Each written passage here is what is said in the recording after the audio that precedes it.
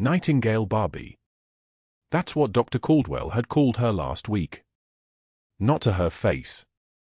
Never to her face. But the name traveled through Seattle General's trauma bay like infected blood through a circulatory system, finding every vessel, every corner, every whispered conversation in the medication room. Hannah Clarke had heard it from a resident's girlfriend in the cafeteria. Overhead pages carried it like gossip wrapped in clinical language. She didn't react. Didn't flinch. That was the problem, actually. Her refusal to break was exactly what made Caldwell's eyes narrow every time she moved past his office.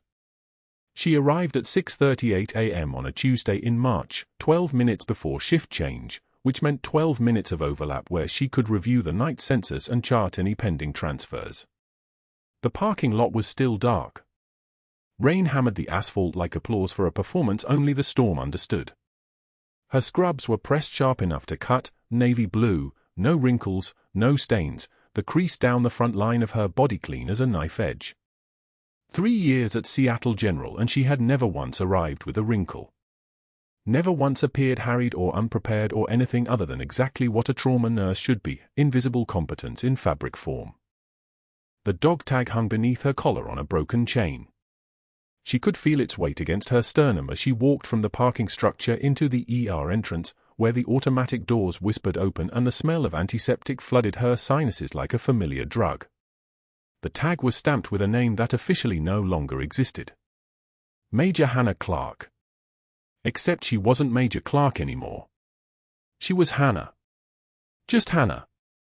A nurse with 3 years of ER experience and a perfectly maintained record and hands that knew exactly how to start for lines on the first stick, every time, no exceptions. The trauma bay was already humming with the low murmur of morning shift prep. 2 nurses charted at the central station. A respiratory therapist checked ventilator settings on the backup machines. The fluorescent lights buzzed their endless insect song overhead. Hannah moved through the space like a woman who had done this 2,000 times before, which was precisely true. 2,183, actually, though she never counted. Counting was how you measured time, and measuring time meant acknowledging how long you had been running, which meant acknowledging what you were running from. Clarke. The charge nurse, Rodriguez, looked up from the whiteboard where she was organizing the shift assignments. You're on fast track and major trauma rotation today. We've got a student observer, second-year nursing student from JSU. Can you take her? Of course. Hannah's voice was soft, practiced, the voice of someone who had learned not to take up space. I'll start her on vitals protocol. Rodriguez nodded, already back to the whiteboard. Caldwell's in his office. Said something about a staff meeting before noon. Hannah's hands continued their work, checking the defibrillator pads, confirming the crash cart was fully stocked, verifying that the 14-gauge angiocath needles were arranged in proper order. Her fingers moved through the tasks like a surgeon touching religious relics. Precise. Ritualistic. Economical. This was what competence looked like when it wasn't trying to prove anything, work done quietly, completely, with no expectation of acknowledgement. The morning light began to crack through the ER windows. Gray Jacksonville dawn, humid and heavy, the kind of morning where the sky looked like it couldn't quite decide whether to rain or just resign itself to existing. Hannah's left leg gave the slightest hitch as she moved from the medication room to the supply closet, a limp so minor that most people wouldn't notice. A rappelling rope burn scar ran the length of her inner thigh, faded now to the color of old concrete. Another scar, this one from shrapnel, pulled tight across her lower back like a permanent frown. These were the stories her body carried. The stories her pressed scrubs concealed. The student observer arrived at 7:15 a.m., a thin girl named Morgan with wide eyes and a notebook clutched like a life preserver. Hannah smiled, the small professional smile of someone who had done this 100 times. We'll start with the morning assessment protocol. I'll show you how to take vitals, how to read a monitor, what the numbers actually mean versus what the numbers think they mean. Morgan laughed nervously. That sounds ominous. Numbers lie, Hannah said. But they lie consistently. Once you learn the language, you can hear the truth underneath. They spent the first 2 hours on the fast-track side, minor injuries, simple cases, the gentle slope of nursing work before the mountain showed itself. Hannah placed 4 lines with the kind of precision that made the task look automatic. 17-year-old with a sprained ankle. 42-year-old with chest pain that turned out to be anxiety. 68-year-old diabetic with a laceration on his foot that needed cleaning and closure. Each patient received the same quality of attention. The same careful listening. The same hands that moved like they had been trained by something deeper than nursing school. How do you get such good for lines? Morgan asked, watching Hannah thread a needle through the vein of a patient on her first try, no searching, no repositioning, the flash of blood appearing in the chamber with the inevitability of a sunrise. Practice, Hannah said. And you have to listen to what the vein is telling you. Most people are too rough. Too much force. A vein doesn't want force. It wants respect. Morgan wrote this down in her notebook as if it were scripture. Maybe it was. Maybe everything was scripture if you had survived something that told you what mattered. At 9:53 a.m., the doors to the trauma bay burst open with the particular controlled chaos that meant something serious was coming in. An ambulance alert crackled through the overhead system, multi-vehicle collision, 2 blocks from the hospital, ETA for minutes. A drunk driver had crossed the center line. 3 cars involved. Multiple patients. Trauma alert status. The trauma bay transformed. What had been a quiet space of routine became a surgical theater of prepared violence. Doctors and nurses moved into positions they had drilled into muscle memory. The crash carts rolled into place. The monitors were powered up. The empty gurneys waited like predators sensing blood in the water. Hannah moved into the major trauma bay, not the fast track anymore, but the real work, and began organizing the supplies with a precision that made Dr. Caldwell look up from his office window. He watched her for exactly 3 seconds. She felt the weight of his attention the way you feel a scope on your back. The way you learn to feel it when other people's judgment has tried to bury you before. She didn't turn to look at him. She simply continued her work, checking that the Reboa balloon catheter was accessible, that the level 1 rapid infuser was functional, that everything a trauma surgeon might need was arranged in the exact order Caldwell preferred it. Her hands moved with the fluid precision of something that had practiced this movement in another life, under different circumstances, when the stakes had been measured in something other than heartbeats. Caldwell's eyes narrowed. He saw the competence. The absolute absence of wasted motion. The way she moved through the trauma bay like a woman who had done this before, not in civilian emergency rooms, but somewhere else. Somewhere that demanded more. His jaw tightened almost imperceptibly. A threat. That's what he was seeing. Not a nurse. A threat to the hierarchy that kept men like him in charge, men who had never had to prove anything because the system had built itself around the assumption that people like him were naturally superior. The first ambulance pulled up at 9:34 a.m. Hannah was already moving toward the entrance, the student observer trailing behind her like a ghost. The paramedics rolled the stretcher with the precision of men who had done this 1,000 times, a woman, mid-30s, crush injury to the left side, blood saturated through the bandaging they had applied in the field. Vitals were being called out in the tight, technical shorthand of trained men communicating under pressure. 68/40 and dropping, the paramedic said. Heart rate 128. Respirations 24, shallow. We have a 16 gauge in the left arm running wide open. Hannah was already moving, already assessing, already preparing the trauma bay for what came next.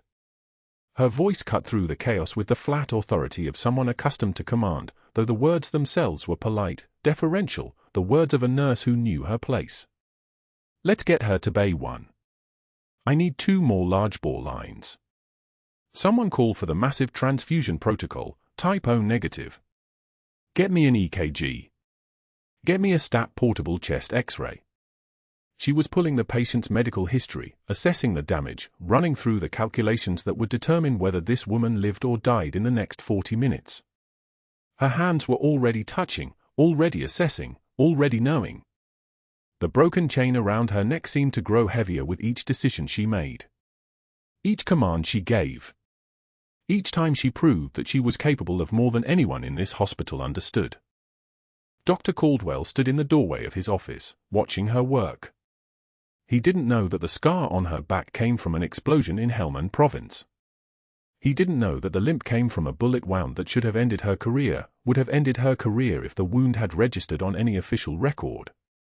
He didn't know that she had rappelled out of 3 different helicopters, that she had spoken 7 languages for the 75th Ranger Regiment, that she had been decorated with medals she could never tell anyone about because the operations those medals commemorated officially never happened. He just knew that she was dangerous. And that made her something he would need to destroy. But that wasn't the worst part. The worst part was that Hannah Clarke knew exactly what that look meant. She had seen it before. In the eyes of men who felt threatened by competence they couldn't control. In the eyes of a colonel who had court-martialed her for following orders he had given her in a classified operation that the Pentagon had denied existed. She knew that look the way some people know the feeling of drowning. It was familiar. It was inevitable. She continued working without acknowledging any of it. The patient was stabilized by 10:15 a.m. 2 more patients came in during the next hour, both minor, both discharged to other floors. By noon, the trauma bay had returned to its quiet state, and the only sound was the rhythm of monitors and the fluorescent lights humming like insects in a jar. Hannah stood at the medication room sink, washing her hands, watching the soap foam run pink with the other patient's blood. Morgan stood beside her, notebook still clutched like evidence of some truth she was trying to capture. "You're really good at this," Morgan said. Hannah didn't look up. "It's just work." "No. It's not. There's something else. Like you've done something like this before, but not in a hospital." Hannah's hand stilled for exactly 1 second. Long enough for someone watching very carefully to understand that something true had just been spoken. Long enough for the weight of the dog tag around her neck to become almost unbearable.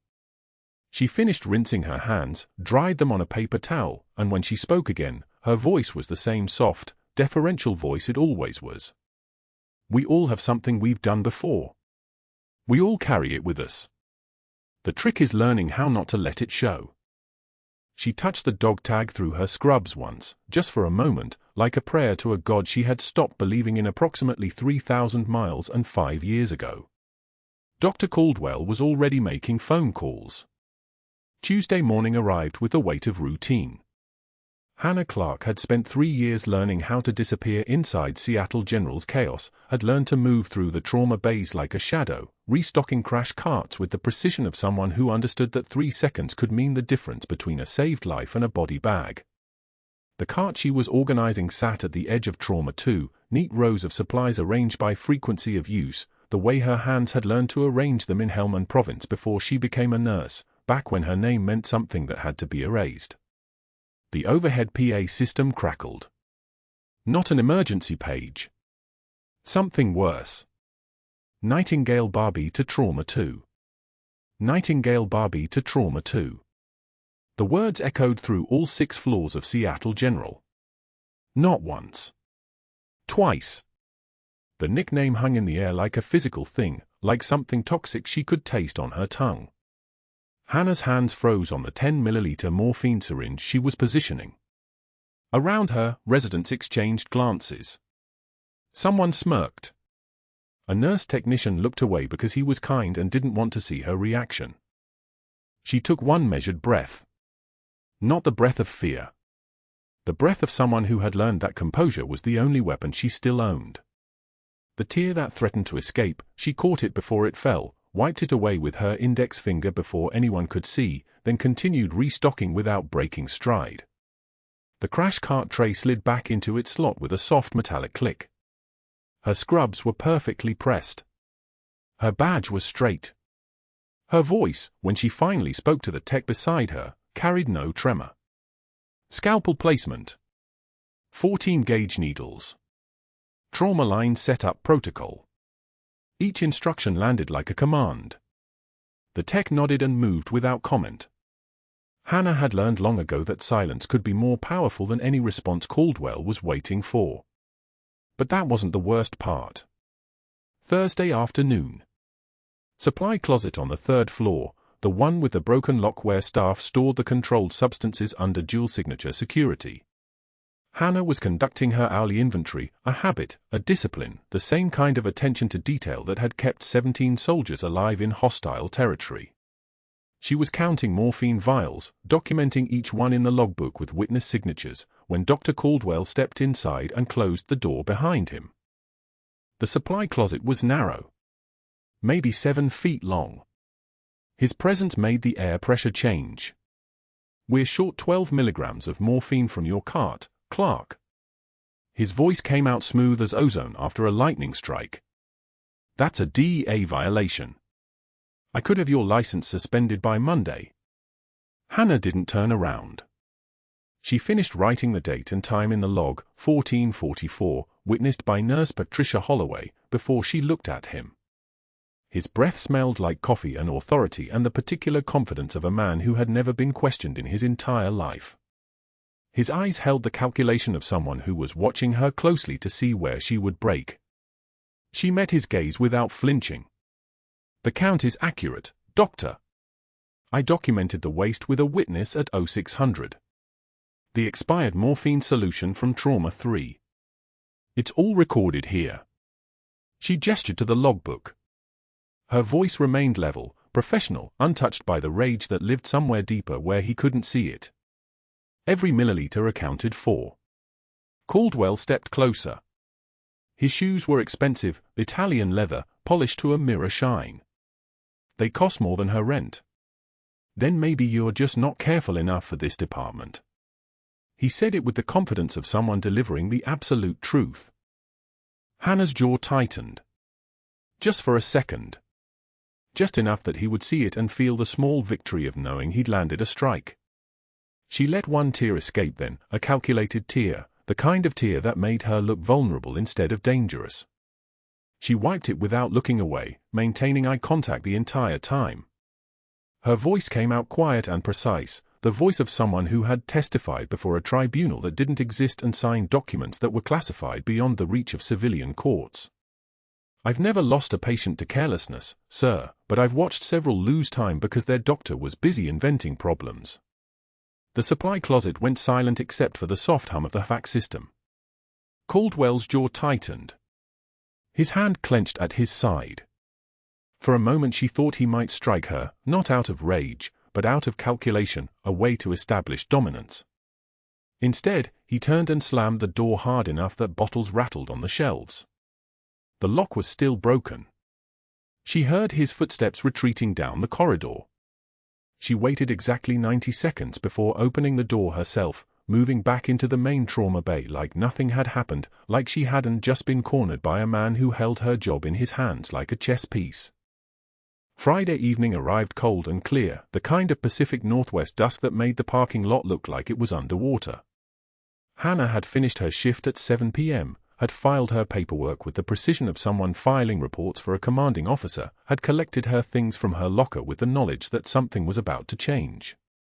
The parking lot stretched out under amber security lights, and she was walking toward her car, a 12-year-old Subaru she'd bought with cash because she didn't want loan paperwork, when Caldwell's voice boomed across the asphalt. "Clarke! Over here!" 15 nurses and techs from the arriving night shift stopped and turned. The incoming staff was clustered near the ambulance bay entrance, visible from where Caldwell stood near the main entrance. He had positioned himself exactly where he needed to be for maximum audience. Hannah turned. Every eye in the parking lot was on her now. She could smell rain coming, that particular metallic ozone smell that preceded a Pacific Northwest storm, the same smell that had preceded a dust storm in Helmand Province that had turned everything the color of rust.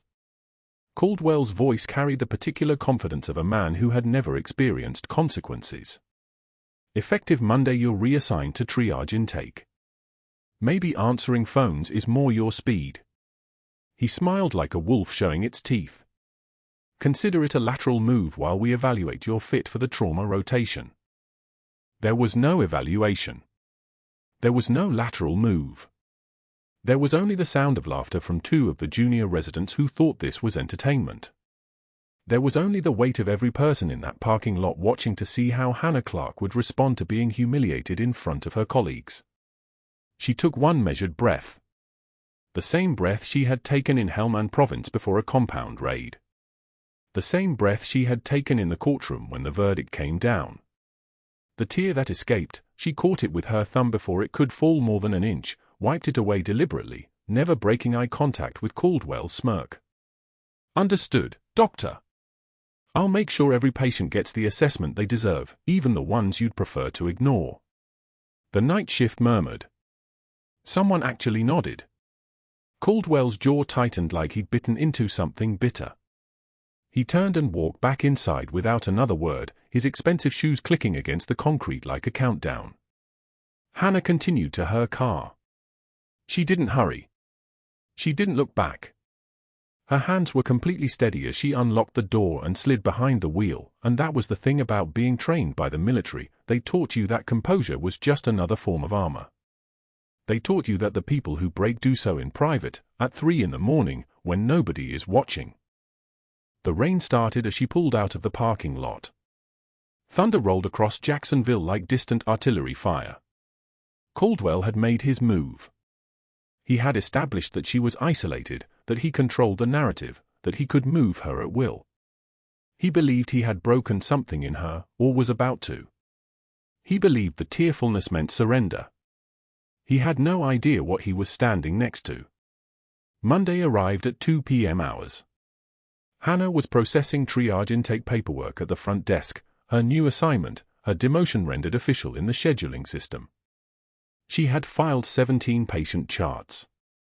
She was on the 18th when the ambulance bay doors exploded inward with the sound of metal screaming against metal. The noise cut through the entire first floor like something physical. Like impact. A 7-foot man in torn clothing charged through the entrance. His eyes were wild, pupils blown wide, pupils that told their own story of whatever cocktail of drugs was burning through his bloodstream.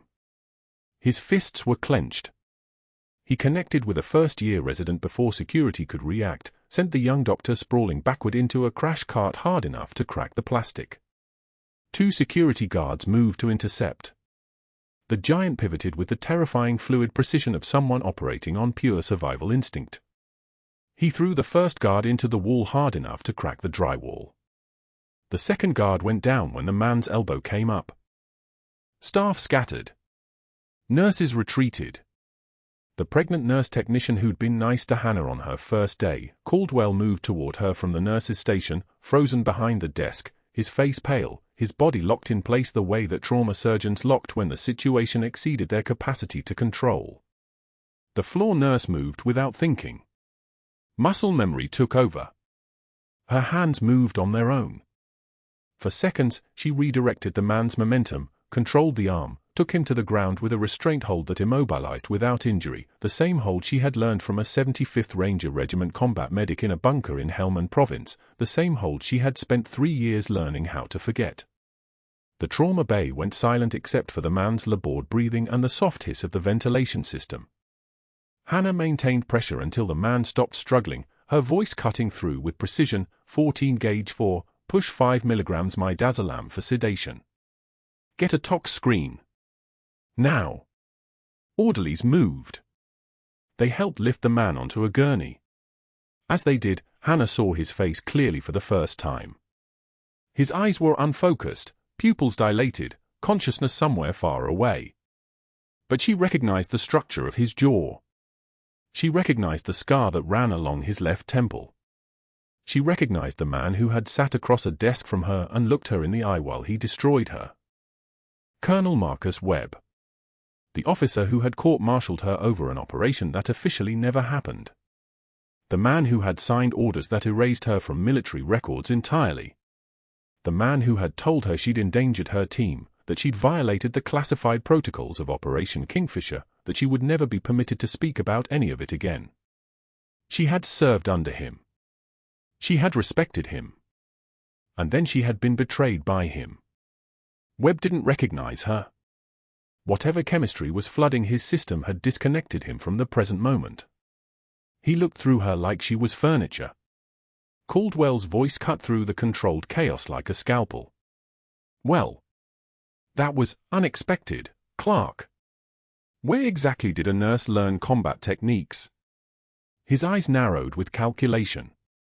His mind was already cataloguing this new information, already reassessing her, already recognizing that she was something other than what he believed.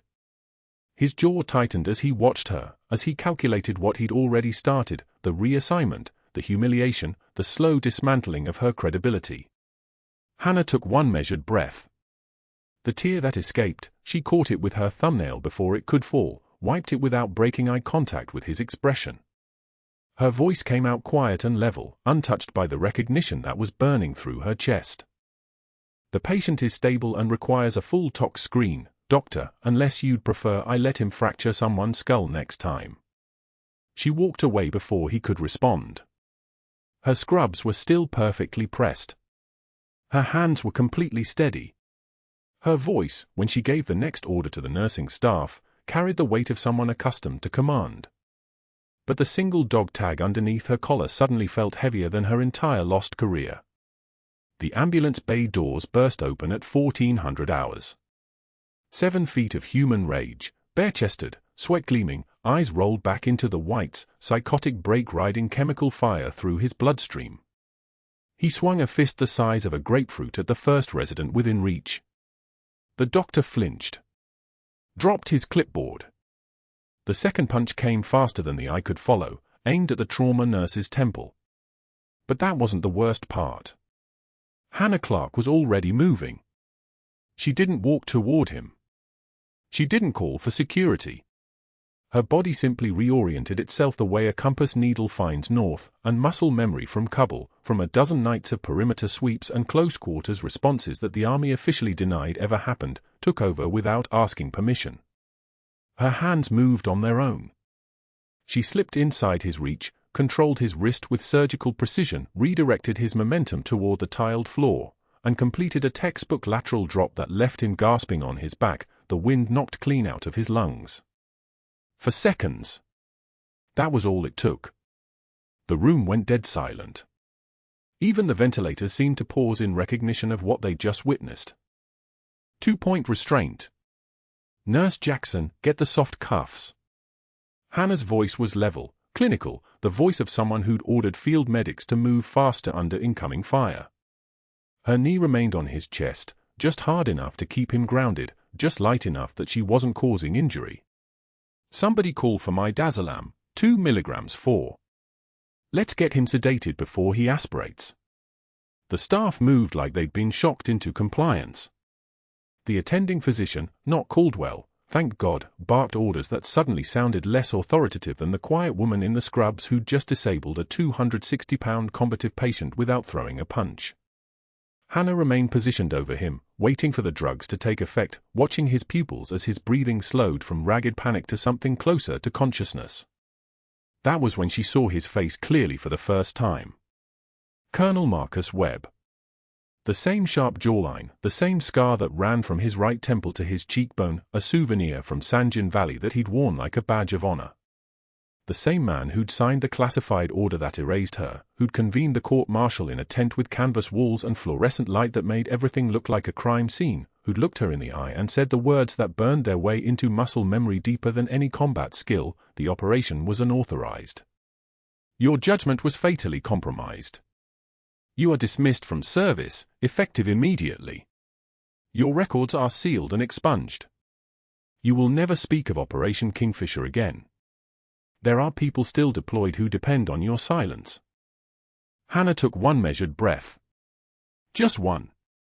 Her hands remained perfectly steady as she helped the sedated man onto the waiting gurney, her fingers making sure his head was supported, her posture a textbook example of professional care. The only thing that broke was inside her chest. A single tear escaped down her left cheekbone before she had the presence of mind to wipe it away without breaking eye contact with Caldwell, who'd materialized at the edge of the trauma bay like he'd been summoned by catastrophe itself. His smirk was already forming. That particular expression he reserved for moments when he thought he'd caught her in something. Proof, finally, that the competent nurse with the strange composure wasn't quite right, wasn't quite what she claimed to be. Hannah straightened. Her voice, when it came, carried the weight of someone who'd made peace with consequences she couldn't control and had decided to stop pretending otherwise.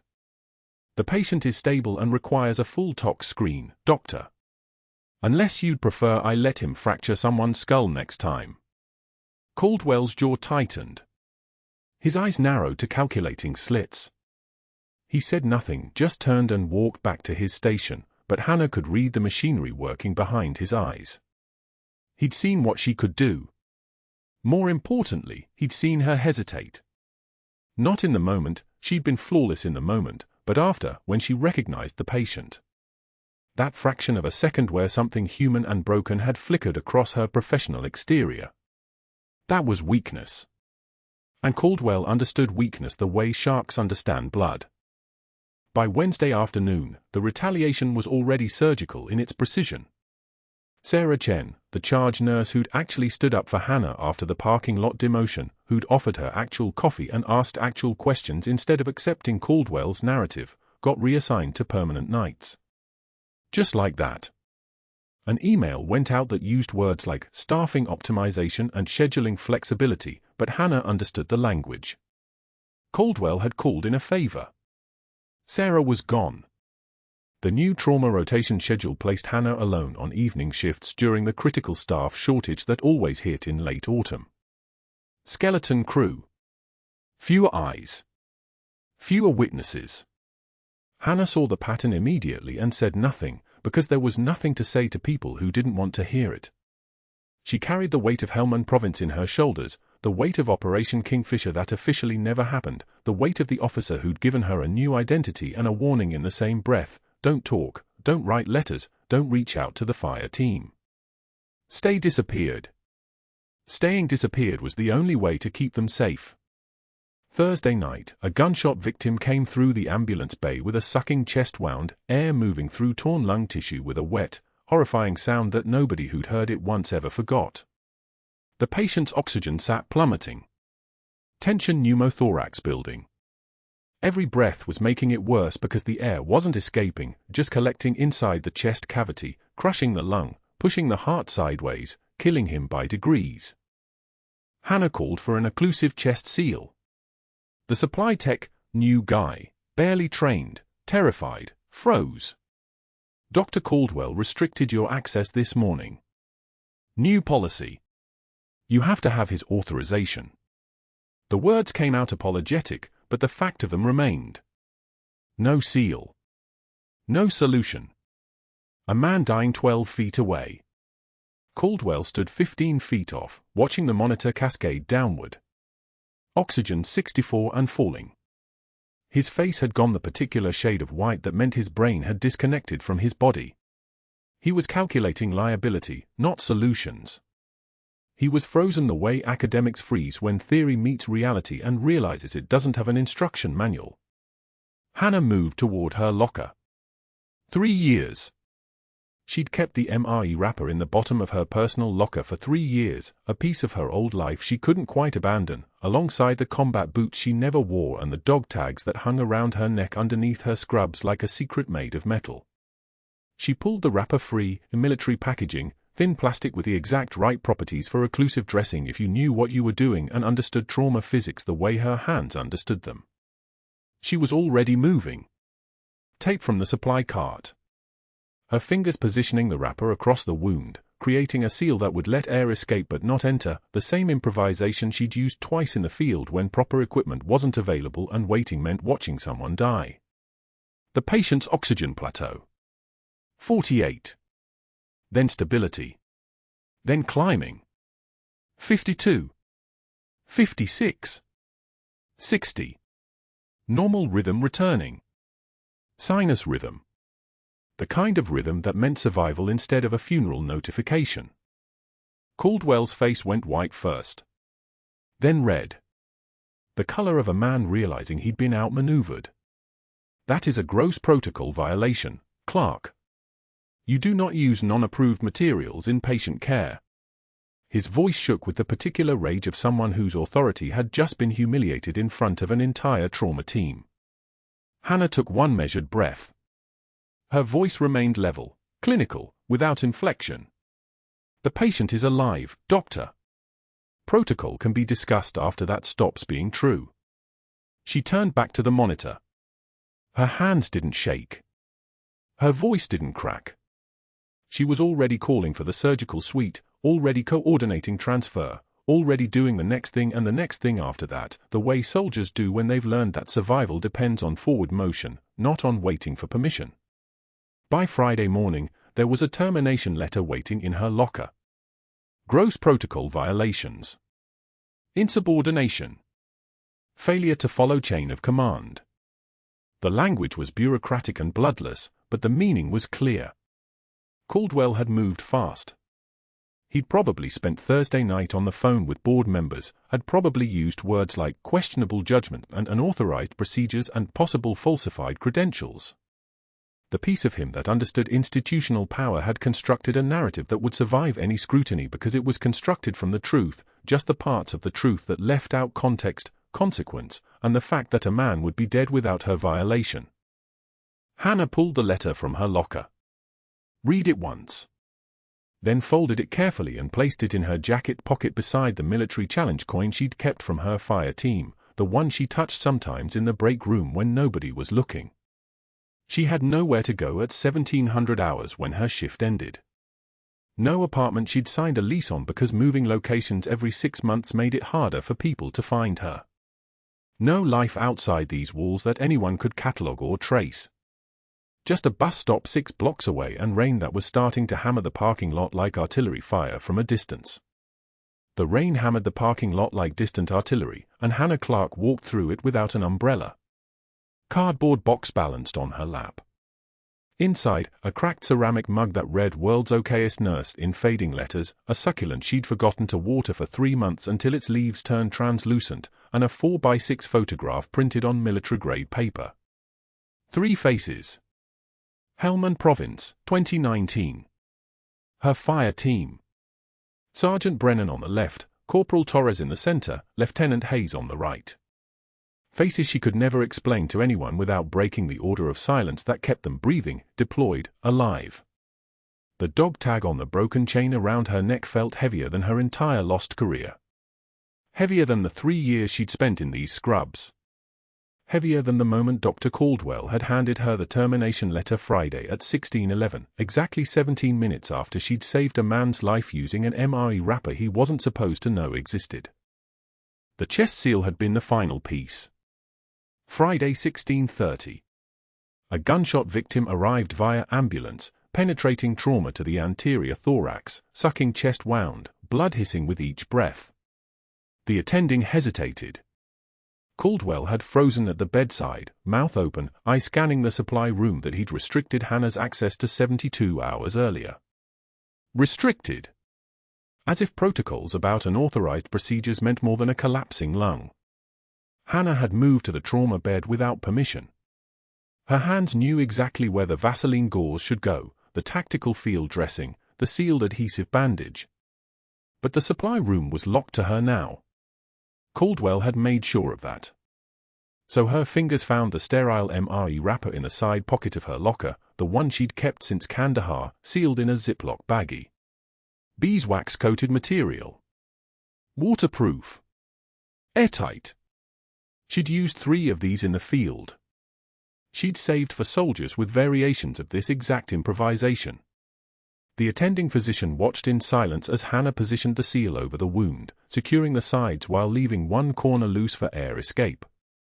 O2 sat climbed from 74 to 81 to 89. The hiss of air stopped. The patient stabilized.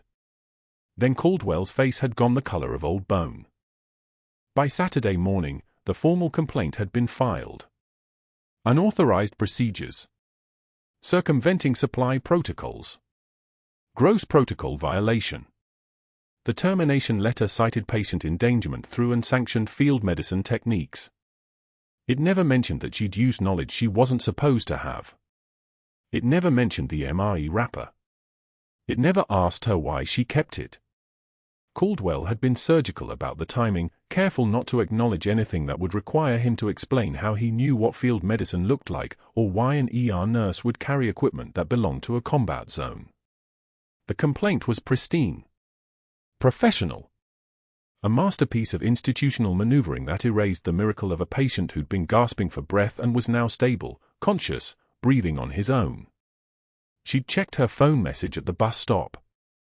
Sarah, reassigned to nights, her only ally in the department, had called Friday evening in a whisper. The scheduled shift changes had been brutal. Sarah moved to permanent nights rotation, removed from the trauma bay rotation entirely. It wasn't a demotion on paper. It was simple mathematics. 3 nurses on day shift, 1 on night shift. The schedule that Caldwell had written removed Hannah from days, moved Sarah to nights, and left the trauma rotation, where Hannah had been trained, where she excelled, where she'd worked 15 consecutive shifts with 0 errors, completely understaffed. It was brilliant. It was deliberate. It was institutional violence delivered through Outlook calendar invitations. The rain soaked through the cardboard on her lap. The photograph got damp around the edges.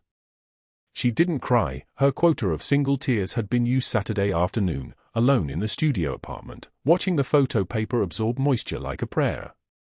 The succulent would die soon. The mug would chip further. The dog tag would stay heavy. Sunday she didn't leave the apartment. Monday morning at 9 o'clock, her phone rang. Hannah. Sarah's voice was rushed, excited, terrified all at once. That patient. The one you restrained. Webb. He's lucid now. ICU, room 7. He's asking for you specifically. Administration is scrambling. He won't let anyone else assess his vitals, won't sign consent forms. They're calling you in. Hannah stood in the shower, steam still collecting on her bathroom mirror. I was terminated. I know. They don't care. They need you. She took the bus back to Seattle General at 9:48. Still wearing borrowed scrubs from the locker that hadn't yet been cleared out. The ID badge worked. Her fingers trembled, not from fear but from the peculiar physics of walking back into a place you'd been expelled from, the muscle memory of routine fighting the new reality that you no longer belonged here. ICU, room 7. The colonel was older than she remembered. Thinner. His body underneath the hospital blanket looked like it had been assembled from titanium rods and paper skin. Hannah checked the 4-line first, then moved to his vitals without looking at his face. Blood pressure 142/88. Heart rate 76. Sinus rhythm steady as a metronome. Respiration 18, unlabored. O2 sat 97% on room air. The man was healing. Perfectly stable. When she finally looked up, his eyes were already locked onto her face. Colonel Marcus Webb stared at her with the intensity of someone recognizing a ghost that wasn't supposed to exist. Reaper, he whispered. One word. Her call sign from Operation Kingfisher. The operation that officially never happened. The one she'd been ordered into silence about, the one she'd carried in classified paperwork and federal protocols, and the single dog tag that never left her neck. What did he say? The attending physician, Dr. Simmons, moved closer, frowning. What does that mean? Before Hannah could answer, the door opened. A man in army dress uniform. Captain's insignia. The resemblance to Webb was unmistakable. Captain James Webb, home on leave, eyes taking in the scene in the ICU room with the military precision of someone trained to read situations in milliseconds. He looked at Hannah's face. He looked at the way his father was staring. He looked at the dog tag visible at her collar where the neckline of her borrowed scrubs had shifted just barely to one side. Major, the captain said quietly. The word hung in the air like a detonation. The floor nurse, young, hands trembling, pulled the classified transfer paperwork from Webb's chart. She read aloud, voice cracking on each syllable. Patient expressed remorse in pre-sedation interview regarding court-martial of Major Hannah Clarke, U.S. Army Rangers, later exonerated when Operation Kingfisher was partially declassified in 2021. Hannah stood perfectly still. One measured breath. The kind of breath that comes after you've held everything for 3 years and suddenly the pressure valve opens. Webb's eyes filled with tears, real ones, not single measured drops. Major Clarke, I didn't know. The operation. I didn't know. Boots echoed in the hallway. Heavy. Purposeful. A man in his 50s, beard threaded with grey, wearing a visitor's badge over a tactical shirt. Navy SEAL team leader visiting another patient. He'd heard the name through the open door. He stood in the threshold and stopped. Then he moved into the room and stood at attention, shoulders back. Major Clarke has 2 silver stars, he said, voice level and precise, a bronze star with Valor, and saved my entire unit when our medevac was shot down outside Helmand Province. She carried 4 of us out under fire across 2 clicks of open ground while taking shrapnel. Call sign Reaper because death couldn't keep up with her. Dr. Simmons's clipboard hit the floor. It didn't shatter. It made a soft sound, like something giving up. The floor nurse gasped. Captain Webb saluted. An FBI agent appeared in the doorway, protective detail, cartel-related threats tied to Webb's testimony. His voice was official, calm, devastating. Major Clarke was ordered into federal witness protection after Operation Kingfisher. Her military records were sealed under national security protocols. Disclosing her protected status is a federal crime. Hannah didn't move. She didn't speak. She simply stepped backward out of the room, her borrowed scrubs carrying the smell of antiseptic and something else, something like freedom, or reckoning, or the moment right before everything changes. In the hallway, Dr. Caldwell had backed himself against the far wall, his face the color of old ash, watching the crowd multiply around the ICU room. Watching the FBI agent pull out a notebook. Watching the weight of what he didn't know crash into the architecture of everything he'd built. By Monday evening, Dr. Caldwell had made his choice. Not the choice that would have saved him. That door had closed the moment a 3-star general's name appeared in his hospital's incident log, but the choice that would at least let him control the narrative before the narrative controlled him. He called Channel 7 News at 6:44 p.m., positioned himself as the concerned whistleblower, the doctor who'd had to make the hard call about a disturbed former employee with delusions of military grandeur. His voice on the phone was measured, concerned, the voice of a man protecting patient safety. He'd learned long ago that the first person to tell the story owns it. He scheduled the interview for the evening broadcast. He wore his best tie, a navy silk with a subtle pattern that suggested both authority and humility. His hair was perfect. His smile was practiced.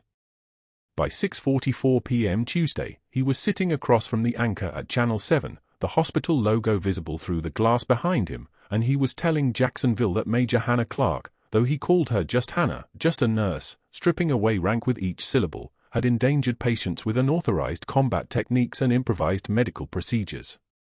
He said it softly, as if the words pained him. He said he'd had no choice but to terminate her. Patient safety, he explained, was paramount. The anchor nodded sympathetically. The camera loved him. His phone would ring by morning with job offers from 3 different hospital systems. This was his reset. This was his survival. Then the anchor touched her earpiece. Her expression changed, not dramatically, but enough. Her eyes widened by a fraction. She leaned forward, and when she spoke, her voice had shifted into something sharper. Dr. Caldwell, we have a caller. It's urgent. We have General Morrison, 3 stars, U.S. Army. He says what you've just said is factually inaccurate and potentially illegal. Do you want to address that before we take his call? Caldwell's jaw tightened. A muscle worked beneath his left ear. I'm not sure what, but the anchor was already putting it on speaker. The studio filled with static, then a voice like reinforced steel speaking through a radio that hadn't been filtered through any media training. General Marcus Morrison, Deputy Commander, United States Army Central. His voice filled the broadcast studio. It filled living rooms across Jacksonville.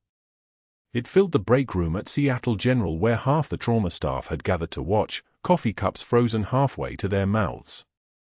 Major Hannah Clarke received the Silver Star for direct action in Helmand Province, 2011. I witnessed those actions personally. She was seconded to Task Force 121 after that deployment, where she conducted classified operations that remain compartmentalized. Following Operation Kingfisher, Major Clarke was ordered into silence by JSOC and the Pentagon because speaking publicly about her service would compromise assets still deployed in theater. That order came with a new identity, a new social security number, and explicit instructions that disclosure would endanger her former unit. The general's voice didn't rise. It didn't need to. Dr. Caldwell has violated 18 U.S.C. Section 798 by disclosing her protected military status to the media. He has falsified performance complaints. He has restricted her access to critical medical supplies during an active patient crisis. He has retaliated against a decorated veteran in violation of the Uniformed Services Employment and Re-employment Rights Act. The hospital board voted unanimously 30 minutes ago to terminate his employment, revoke his credentials, and cooperate with federal investigators. Dr. Caldwell, the FBI will be contacting you within the hour. The line went dead. Just dead air for 3 full seconds while the anchor stared at her script, which had become utterly useless. Caldwell's face had gone the color of old hospital linoleum. His mouth opened. Closed. Opened again. Nothing emerged but a sound like air escaping from a punctured tire. The anchor recovered first, professionals know how to pivot, and she turned to the camera with an expression of calculated sympathy. We'll be right back after this break. The screen cut to commercial. A Subaru commercial played. A family drove through autumn leaves. Nobody was watching the Subaru. By Wednesday morning, Caldwell's medical license was under state board review. His wife had filed for separation and was staying with her sister in Tacoma. The hospital's legal team had sent him a termination letter by registered mail while he was still in bed, and the morning news had already moved on to a warehouse fire on the south side. The thing about public destruction is that it happens fast and then people forget about you almost immediately. You're not important enough to remember. You're just the cautionary tale someone mentions at a cocktail party 2 years from now. Hannah didn't watch the broadcast. She was at the bus stop, rain hammering the shelter, cardboard box on her lap. Sarah from the night shift had texted her, "They fired him."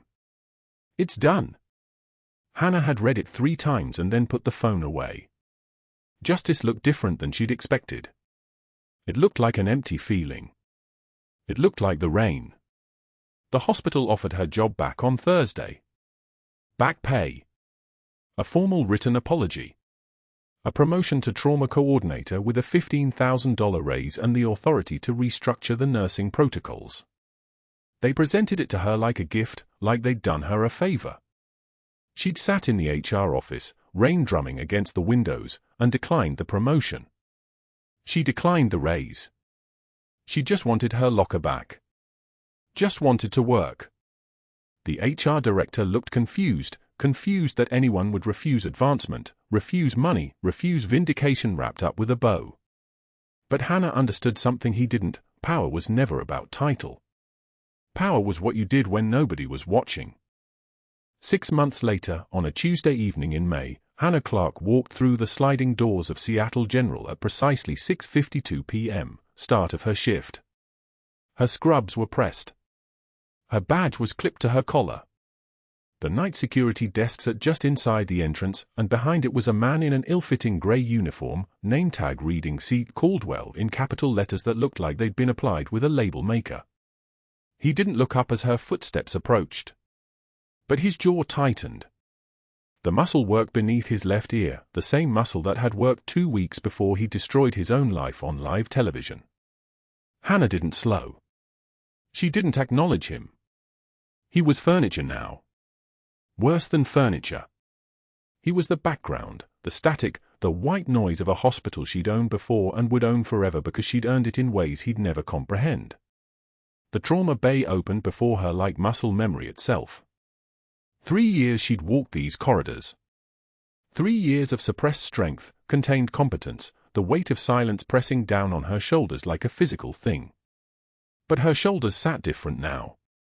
They'd shifted when the general's voice came through that speaker.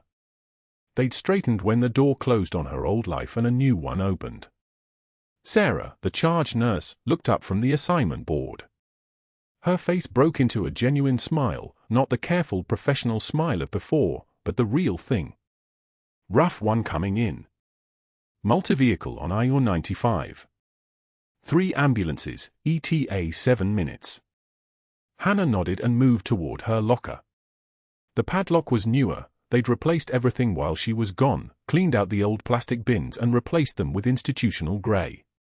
But inside, hanging on a small hook she'd screwed in 3 years ago, was a dog tag on a mended chain. Hers. And next to it, on its own hook, was a second dog tag on a second mended chain. Webb had sent it with a letter, 10 pages handwritten, the entire declassified account of why she'd been court-martialed and then erased. An apology that came 16 years too late and somehow changed nothing and everything simultaneously. The letter was folded in her locker next to the photograph, the one she'd finally been allowed to explain, finally been allowed to talk about.